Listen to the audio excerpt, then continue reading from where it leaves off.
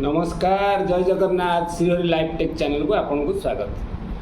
पुणी आपण सम्मुखें गोटे अपडेट नहीं कि आम उपस्थित होती अलग प्रकार अपडेट। बर्तमान आपन देखूँ गोटे भाइराल हो ट्रेंडिंग टॉपिक बर्तमान गोटा हूँ जे कोविशील्ड नहीं समस्त लोक को साइड इफेक्ट हो जार फलस्वरूप हार्टचोक कर कार ब्लड स्कटिंग हो जाऊँगी। विभिन्न प्रकार खबर बर्तमान प्रचार होउची अन्य जगह विभिन्न जगह बर्तमान ट्रेंडिंग न्यूज बर्तमान बहुत न्यूज चैनल मध्य प्रचार होउची जे एमती इंग्लैंड रे केस होईची गोटे ता ना रे कोविशील्ड ना रे एवं कंपनी मध्य तार तथ्य प्रकाश करिची। एमती अनेक कथा आपनका मन को आसूची कौन सतरे कोविशील्ड नहीं थिबा लोक जो माने कोरोना रु बंची गले से माने पुणी मरजीबे तांको पुणी साइड इफेक्ट देखा दबो। तो ये प्रश्न को लेकर आम भाविलु आपण सम्मुख को आसबू एवं निश्चित सतटा कौन अच्छी ताहा आपण सम्मुख आम रखू। सबुठु बड़ कथा होची एटा होची संपूर्ण कपोल माने कपोल कल्पित ए कथार किसी महत्व ही नहीं। केवल लोकों को भ्रमित करने लोकों को आडू साडू भुआ बुलेवाई इलेक्शन समय लोक मान पाखे किसी अलग प्रकार तथ्य परिवेशन करने लोक को भ्रमित करने ये प्रकार प्रयास कराऊँगी।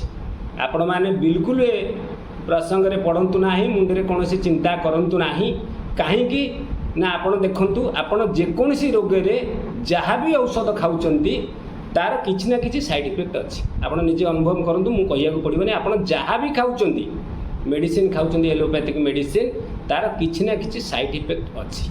तेणु ज्वर पर जब गोटे मेडिसिन खाऊँच अधिका खाइले तार भी साइड इफेक्ट अच्छी। प्रत्येक मेडिसिन लिवर उपर प्रभाव अच्छी तार किडनी उपर प्रभाव अच्छी। जेकोसी रोग को आम जो दबाई जाऊे औषध खाऊे तेणु तार अन्य कौन पार्श्व प्रतिक्रिया देखा दे पारे एक कथा को कहीं अस्वीकार करें ना।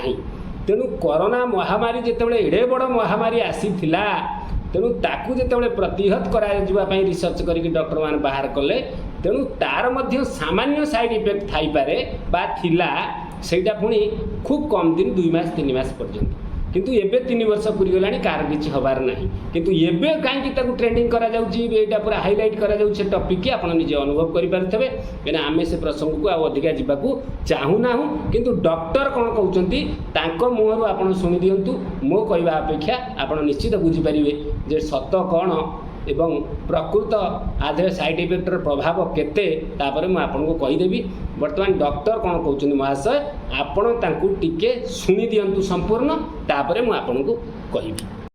लेकिन उसके आगे जो वर्ड लिखा है वेरी रेयर वो आपको नहीं दिखता। रेयर का मतलब होता है बिल्कुल ही ना के बराबर एंड उसमें भी वेरी रेयर का मतलब होता है very very less incident. Numbers में अगर आपको बताओ तो 10 लाख लोग अगर ये वैक्सीन लेते हैं तो उसमें से सिर्फ 10 लोगों को या फिर 1 लाख लोग अगर वैक्सीन लेते हैं तो उसमें से सिर्फ एक बंदे को ये साइड इफेक्ट हो सकती है which is a very very less incident. But यहाँ पे आधे पड़े हुए ब्रेन वॉश की फैक्ट्री लेके बैठे हुए लोग आम जनता को गुमराह करने के लिए एंड उनमें पैनिक क्रिएट करने के लिए सिर्फ ये वर्ड साइड इफेक्ट को बढ़ा चढ़ा के दिखा देते हैं, जबकि उसके आगे जो वेरी रेयर लिखा है उसको इंटेंशनली गायब कर देते हैं। वो एक बंदे की जान चली गई उसको बड़ा चढ़ा के फैला दिया, लेकिन सामने वैक्सीन ने 1 लाख लोगों की जानें बचाई उसके बारे में कुछ नहीं सोचना है हमको। उसमें भी ये साइड इफेक्ट 1 लाख में से एक बंदे को हो रही है। वो एक बंदे का साइड इफेक्ट होने के बाद डेथ होने का चांस तो उससे भी कई गुना ज्यादा कम होता है। यानी साइड इफेक्ट होने से हर कोई मर नहीं जाता, उसमें से भी काफी सारे लोग बच जाते हैं। अब आप पूछोगे कि सर तो क्या हुआ, एक बंदे को तो हो रही है ना, ऐसा थोड़ी चलेगा। वो एक बंदे का मर्डर करने के लिए मोदी जी ने सारी वैक्सीन सबको दे दी एंड क्या पता वो एक बंदा मैं भी हो जाऊँ कल उठ के मेरे को भी ये साइड इफेक्ट हो जाए। तो भैया मैं आपको बताना चाहूँगा कि आज तक दुनिया में ऐसी कोई भी ड्रग वैक्सीन या फिर मेडिकल प्रोडक्ट नहीं बनी है जिसका कोई भी वेरी रेयर साइड इफेक्ट ना हो। हर एक घर में बुखार आने पर जो घूमते फिरते आप पैरासीटामोल की गोली खाते हो ना, वो पैरासीटामोल की भी रेयर साइड इफेक्ट है hyper sensitivity reaction, hypotension and death. मतलब कि वो गोली जो पूरी दुनिया घूमते फिरते हर छोटी छोटी बीमारी में खाती रहती है उससे इंसान की डेथ हो सकती है। एंड ये मैं नहीं कह रहा, ये WHO को भी पता है, ये FDA को भी पता है, फिर भी ये गोली को उन्होंने सरेआम अप्रूवल दे दिया है एंड इतना ज़्यादा अप्रूवल दिया है कि ये गोली आप डॉक्टर के प्रिस्क्रिप्शन के बिना भी ले सकते हो।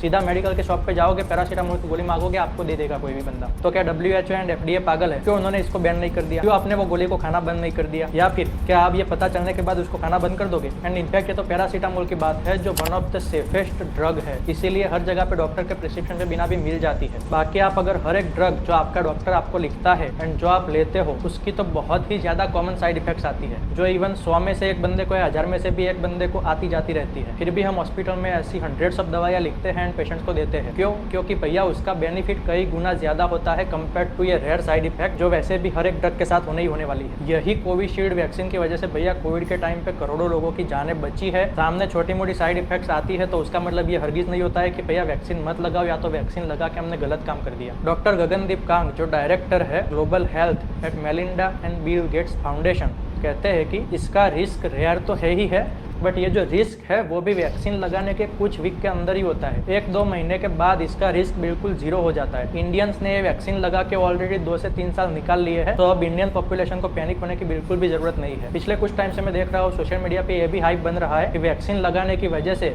यंग एज में हार्ट अटैक्स आना कॉमन बात हो गई है। तो भैया ଆପଣ ନିଶ୍ଚିତ ଭିଡ଼ିଓଟିକୁ ଭଲ ଭାବରେ ଦେଖିଦେଇଥିବେ। ଡକ୍ଟର କ'ଣ କହିଲେ ଯେ ଇଣ୍ଡିଆନ୍ ମାନଙ୍କ ପାଇଁ ପ୍ୟାନିକ୍ ହେବାର କୌଣସି କାରଣ ନାହିଁ। ଅଲରେଡ଼ି ଆର ଯଦି ସାଇଡ଼୍ ଇଫେକ୍ଟ ଆସିବାର ଅଛି ତାହେଲେ ମାସେ 2 ମାସ ଭିତରେ ସାମାନ୍ୟ ଟିକେ ସାଇଡ଼୍ ଇଫେକ୍ଟ ଆସିପାରେ। ଆପଣ ଯେତେ ମେଡ଼ିସିନ୍ ବି ଖାଉଛନ୍ତି ସବୁର ସାଇଡ଼୍ ଇଫେକ୍ଟ ଅଛି।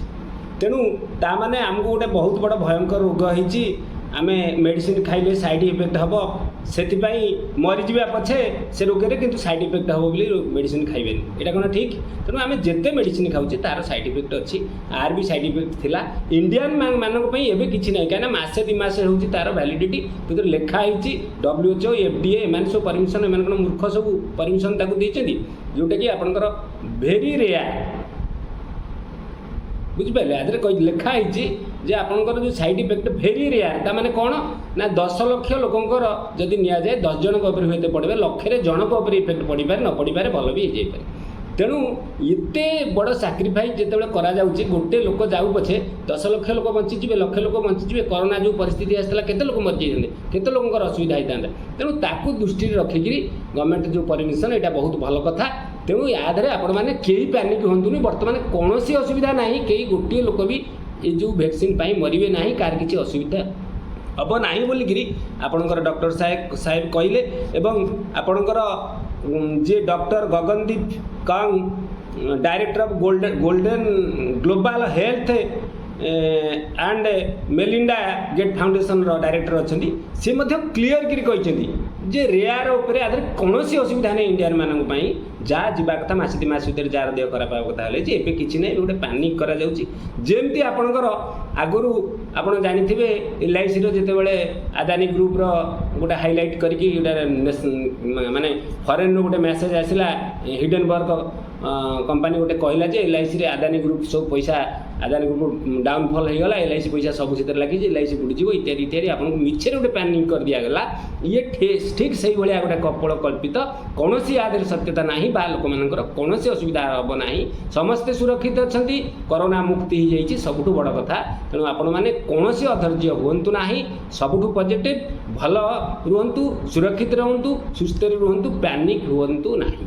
এইটা গোটে অলগা প্রকার ভিডিও আপনার সম্মুখে এইপাই আমি আনিবা পাই চাহিলু যে লোক মানুষ যে প্যানিক করা যাচ্ছে যে মানসিক অসন্তুষ্ট পাচ্ছেন সে বিভিন্ন প্রকার ডিপ্রেসন কু যাবে কৌশি কারণ না এটা গোটা পুরা ফ্রড নিউজ যে নিউজর কৌশি সত্যতা না এবং এটা ভুল জিনিসকে ছোটিয়া জিনিসটাকে হাইলাইট করে আপনার সম্মুখ বনা যাচ্ছে। রହୁଛି নমস্কার, জয় জগন্নাথ।